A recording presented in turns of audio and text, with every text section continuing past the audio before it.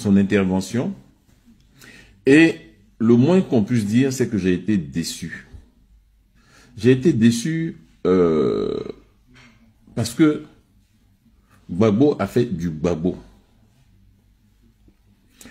À un certain niveau, quand on a été chef de l'État, quand on a occupé les plus hautes responsabilités de l'État, quand on a été au sommet de l'État, on a certaines responsabilités pédagogiques envers le peuple. Quand on se trouve dans l'opposition, on a un devoir de proposition ou de contre-proposition relativement à la gouvernance en place. C'est ça le jeu démocratique. Mais je ne sais pas si on a dit à Gbagbo que son procès a été retransmis en direct sur les chaînes de télévision, sur les réseaux sociaux. Je ne sais pas si on lui a dit ça, mais manifestement, on ne lui a pas dit ça.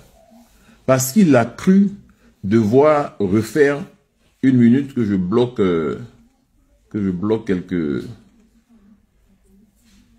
quelques microbes qui polluent mon direct. Voilà. Ça fait, voilà. Le premier virus a été nettoyé. Donc, manifestement, on n'a pas dit à Gbagbo que son procès a été retransmis sur les réseaux sociaux, sur les chaînes de télévision. Donc, il a cru nécessaire de nous reparler de son procès. Et donc, pendant 36 minutes, les gens ont fait le voyage. Parce que ça, c'est la face cachée des rassemblements. On envoie des cars dans toutes les régions, dans toutes les communes, dans tous les départements, dans toutes les sous-préfectures, pour convoyer les gens sur les lieux du meeting. Et après, on vient s'enorgueillir d'avoir fait un meeting gigantesque. Bon, tant que vous transportez les gens, ils vont se déplacer. Voilà. Mais ce n'est pas le sujet d'aujourd'hui. J'ai été déçu parce que je m'attendais à un discours programmatique. Je m'attendais à un discours programmatique. Du genre, le taux de croissance qu'affiche le gouvernement ivoirien est en deçà des capacités réelles de la Côte d'Ivoire, parce que voilà ce que nous, au PPACI, nous entendons faire pour avoir un taux de croissance qui reste stable autour de 10%. Le chômage des jeunes, voilà comment nous comptons le contenir. Mais on a eu droit à quoi? J'étais à la CPI,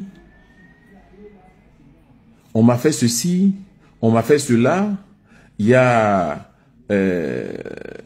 ma deuxième femme qui est allée habiter à Accra. Après Accra, elle voulait habiter à La Haye. Elle n'a pas pu habiter à La Haye, donc elle a habité à Bruxelles. Et elle venait me voir 3 fois par jour. Et puis, bon, franchement, ça relève de la vie intime, de la vie privée. Donc, on ne s'attend pas à ce niveau de responsabilité quand on a occupé un poste aussi important à la tête d'un pays, qu'on vienne radoter, qu'on vienne ressasser toutes ces choses-là qui en réalité n'intéressent pas les Ivoiriens.